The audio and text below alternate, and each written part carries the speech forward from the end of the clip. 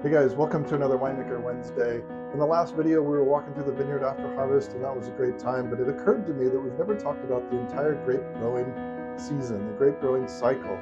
So that's what we're going to do here. We're going to go all the way from bud break through to vine dormancy, cover off quickly on each of the different stages, just the basics of what you need to know without all of the boring, gory viticultural stuff you don't need to know. So let's get to it.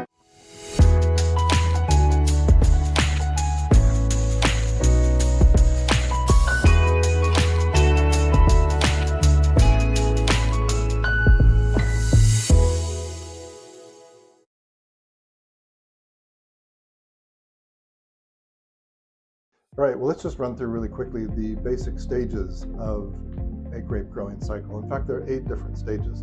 Everything starts off with bud break in the early spring, followed by some initial shoot thinning. Next, we have bloom or fruit set, followed by veraison. After veraison, we do some cluster thinning. After that is the all-important harvest season. After harvest, we go into vine dormancy, where the vines go to sleep for the winter, and then during winter we have pruning. So those are the 8 different cycles, stages of the cycle. Let's cover off on each one of those in a little more detail next. So the first stage is bud break. That's really the most exciting time for grape growers. Everyone anticipates the beginning of the season. When's it going to start? You start to see in social media the first pictures of the vines starting to wake up. So what is it? Well, bud break is literally the buds that are left over after pruning that are going to bring the new fruit and the new canopy for the season actually start to break open or swell. But what's causing that? In the spring, as the temperatures begin to warm up, the ambient air temperature begins to warm, and as it warms the soil. As the soil warms and maintains a temperature above 50 degrees consistently, that's when the sap and the phloem in the vines begin to move upwards in the vine from the shoots and the roots in the ground upwards into the vine. And that's what causes the tiny little buds to break open, if you will. And when they break open, they're not actually breaking, they're gently opening to reveal the new clusters and shoots and leaves for the next growing season. So that's what bud break is. And it's a highly anticipated time of the year because it has an indication of how early or late the season will be. The earlier bud break happens, the earlier harvest will be, vice versa. The later it is, the later it will happen. It's also a bit of a stressful time for grape growers because if it happens very early in the season, it can leave the vine susceptible to early spring frosts. So it's a delicate waiting game, a delicate time for grape growers as they see the initial buds come out. And if they're happening too soon, grape growers are going to obviously be nervous about that. So that's a bit about what bud break is. Let's move on to the next stage. Okay, the next stage, shoot thinning. So after bud break has occurred and the shoots are out, the new baby green shoots are out, somewhere around a foot or so, a foot to foot and a half, the vineyard crews will come through and they will shoot thin, they will remove or thin unwanted shoots. So typically, and to keep it really simple, vines have been pruned back to 2 buds per individual spur, and we've talked about vine structures in other videos. So 2 buds per spur. Each bud should have 1 shoot coming off of it. Frequently, though, vines will produce more shoots around those 2 buds that have been selected, and you want to thin away those other shoots, leaving only the 2 that you have specifically selected for.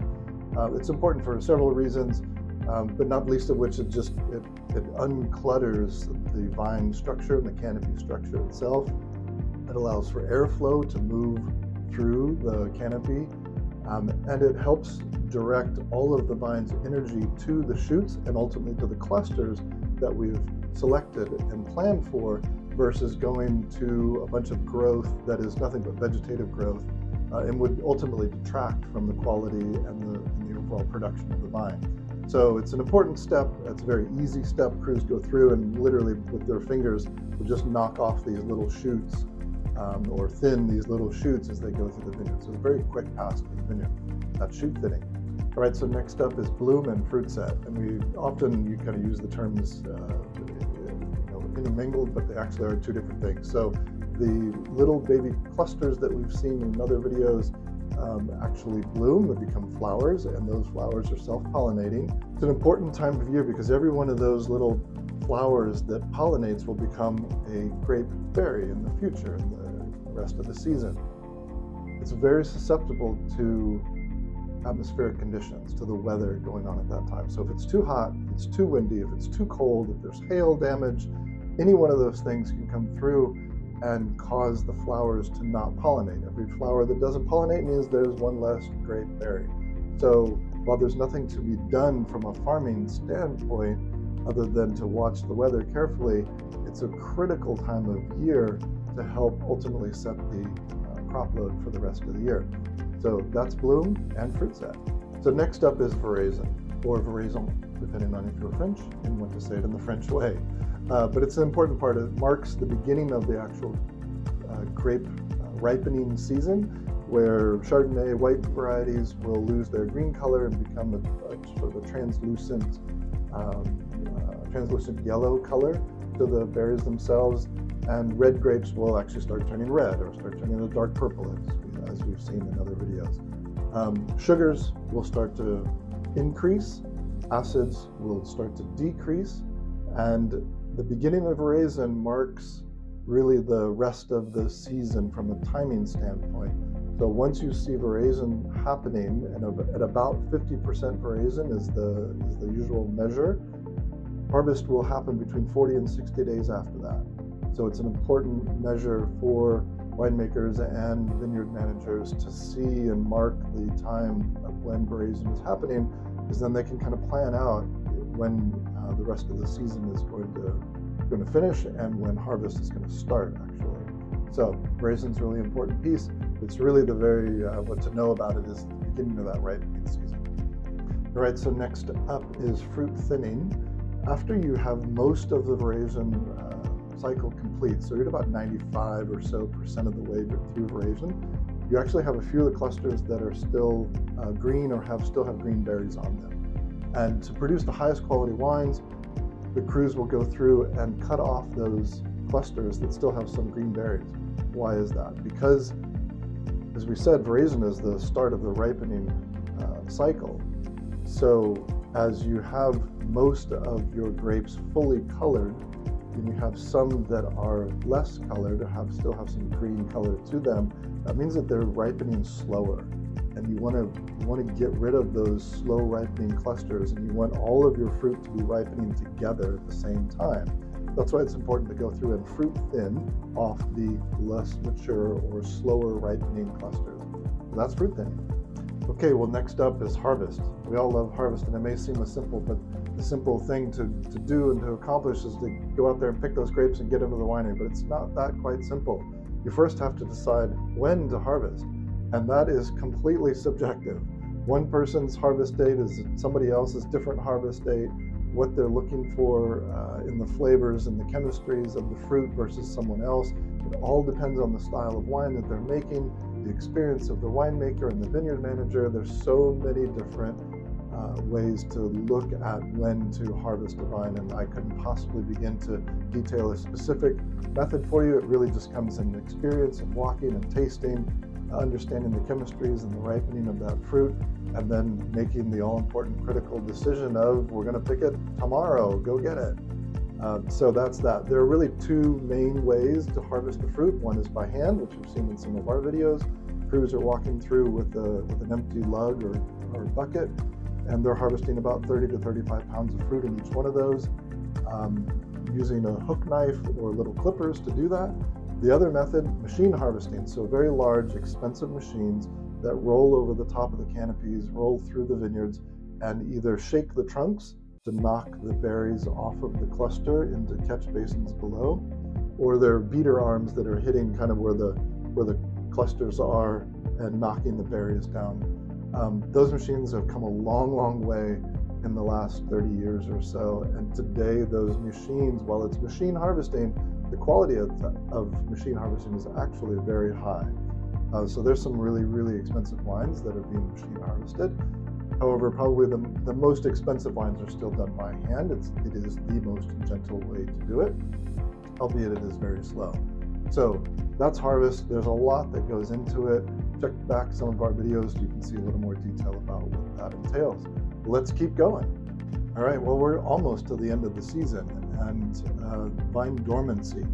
So this is the period where vines go dormant, or as we say, go to sleep, and they're not actually going to sleep. So the vines begin to lose all their leaves. The next step we'll talk about in a minute is pruning, but they'll lose all their leaves, and they are conserving the energy through the winter season. So they're pulling carbohydrates from the vine structure above ground into the root system below ground. They are setting themselves up from a nutrient and reserve basis for the next growing season. By them also slowing down the metabolism of the vine itself, they're protecting themselves from overwinter frosts and freezes. So the vine phloem will slow down dramatically, and so there isn't enough liquid really inside the vine to freeze it unless it gets really, really cold, like it might do on the East Coast.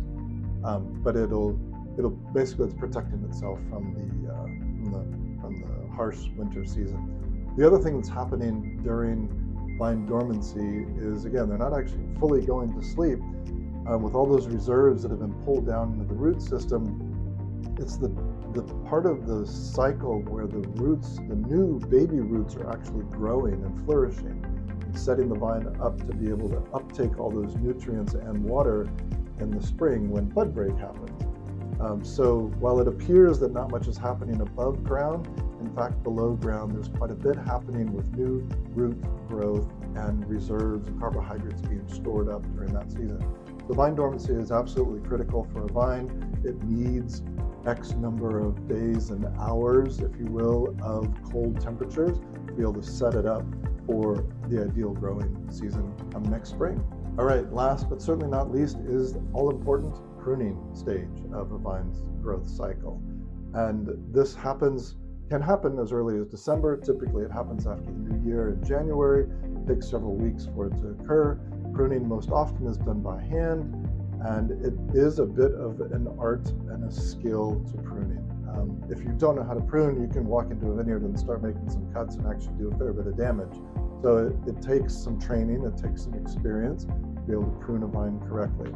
And to prune a vine correctly really means to remove last year's growth and its shoots down to a certain number of buds per vine and a certain number of shoots per vine, so that you're setting the vine up for next year's growth and overall vine structure, canopy structure, as well as the amount of fruit potential that you would like for next year. So another way to say all that is you are pruning for vine balance between fruit and the canopy or the vegetative growth of the vine. And it's a critical time of year. Like I say, you can very easily make mistakes in pruning. That said, there are many different ways to prune a vine. There's different vine structures, and we've talked about a few in previous videos. But even within those different structures, there's different ways to prune those vines. So again, we're not about to go into it here. What you need to know about pruning is that it's a necessity to cut off last year's growth, most of last year's growth, and set it up for next year's growth, and to get the right balance between fruit quantity and vine vegetative growth or canopy and leaf quantity. So that's pruning.